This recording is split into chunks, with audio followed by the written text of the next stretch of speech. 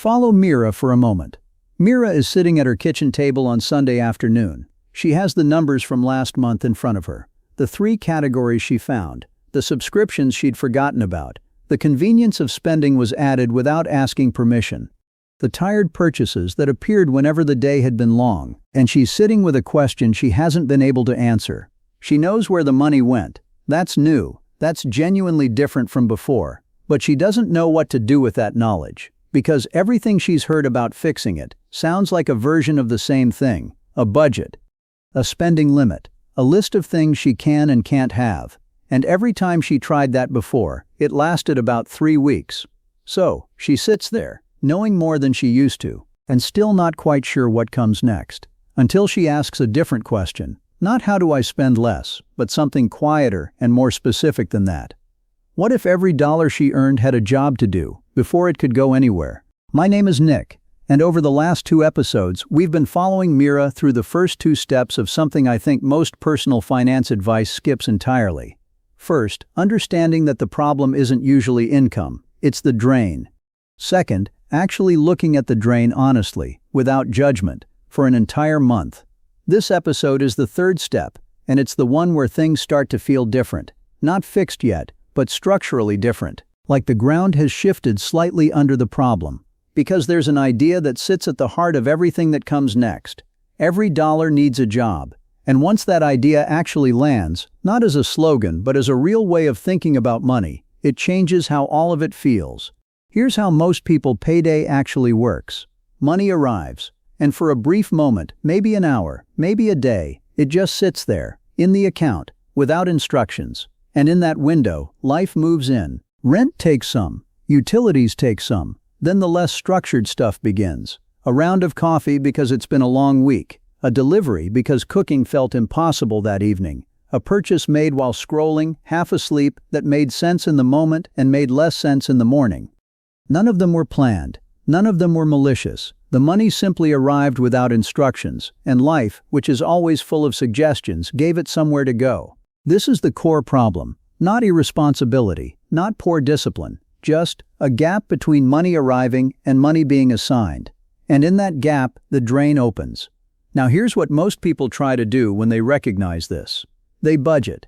They sit down, usually with a spreadsheet or an app, and they build a list of categories with spending limits attached. Food, $350. Entertainment, $100. Subscription, $60, and so on. And the budget is not wrong. They come from the right instinct. Give money to some structure before it disappears. But there's something about a budget, psychologically, that doesn't quite work for most people. The budget feels like a fence, like a list of things you're not allowed to do, like restrictions.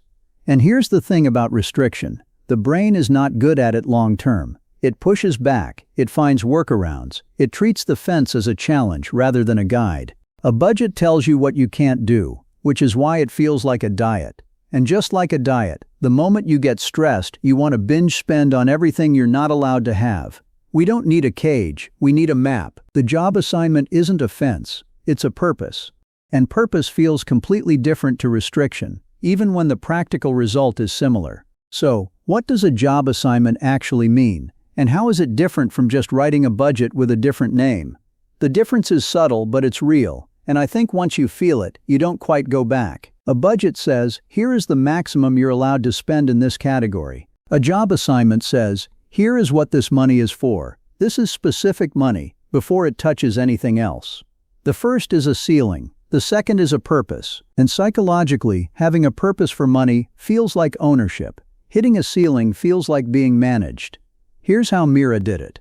On a Sunday afternoon, before the new month started, she sat down with a blank piece of paper and wrote out every dollar she expected to earn that month. Then she went through it, systematically, category by category, and assigned every dollar a job before the month began. Rent, assigned. The rent money already knows it's rent money. It has a job. It is not available for anything else. Utilities, assigned. The same principle. Food, assigned. And here is where it gets interesting. Not just food as a category with a ceiling. Specifically, $250 for groceries, $75 for work lunches, $50 for the occasional dinner out when she genuinely wants one. Each of those is a job, The $40 for dinner is not a guilty secret. It is an assigned job. She's allowed to spend it. She planned to spend it. The spending is intentional, not reactive. Subscriptions, assigned. But now she knows which subscriptions are actually being used. The fitness app she hasn't opened in 4 months? That job is eliminated. The money is reassigned. Emergency fund, assigned. This is new. Before there was no emergency fund category because there was no money left over to put there. Now, because she's been deliberate about the other jobs, there's a small amount, $50. Not dramatic, but it has a job. And here's the crucial thing. Every dollar that's been assigned for a job is no longer available to life suggestions. It can't be recruited by a tired evening, or a convenient purchase, or a subscription renewal that forgot to ask permission. It already has somewhere to be. And the money that hasn't been assigned, the fun money, whatever amount remains after all the jobs are filled, that money can be spent without any guilt at all, because everything important has already been taken care of. The jobs are done. This is the psychological shift, not restriction, permission. When you give $1 a job to buy a coffee, that coffee no longer tastes like guilt, it tastes like a plan. You aren't slipping up. You're just executing an instruction you gave yourself when you were calm. The fun money isn't a guilty leak, it's an assigned job. Its job is, enjoy yourself, spend freely, and no tracking required. And Meera sits at her kitchen table and writes the first line in the blank notebook. Every dollar needs a job. Not as a rule, as a realization, as the thing that quietly explains why the money kept disappearing. It was arriving without instructions, and now it won't. Now, I want to stop here, because I think there's a version of this idea that sounds almost too simple. Nick, I've heard this before. Zero-based budgeting. Give every dollar a job. Dave Ramsey has been saying this for 30 years. What's the difference about what you're describing? Yeah, and it's a fair challenge. The mechanism is similar. The idea isn't entirely new. But here's what I think most versions of this idea miss. And it's the part that determines whether the system actually holds or collapses by week 3, like every other plan Meera has tried. Most job assignment systems treat all categories equally. Rent, groceries, subscriptions, savings, they all go into the same spreadsheet. They all feel obligated. And the problem with a long list of obligations is that it creates a kind of financial exhaustion before the month even starts. Meera's version does something different. She separates the categories into 2 distinct groups. The first group, jobs that are fixed. Rent, utilities, the bills that come whether or not she pays attention to them. These go into the job list first. They are not negotiable. They are not decisions. They are simply assigned. She stops thinking about them. The second group, jobs that are intentional. Groceries, lunches, dinner out, emergency funds, fun money. These are decisions, and because they are decisions made in advance, on a Sunday afternoon, when she is calm and rested and not hungry and not tired, they are better decisions than the ones made on a Wednesday evening after a long day.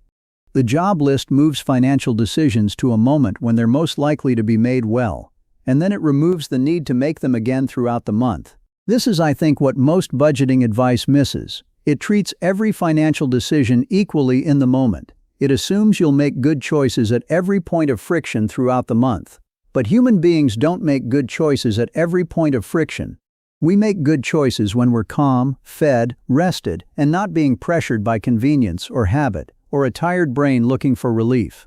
Sunday afternoon is at that moment. Payday morning is at that moment, not Wednesday at 9 p.m. when the takeaway app is open and the fridge is empty. On Wednesday, Nick is tired, hungry, and has no willpower. Sunday, Nick is wise, calm, and protective. This system is just Sunday Nick looking out for Wednesday Nick.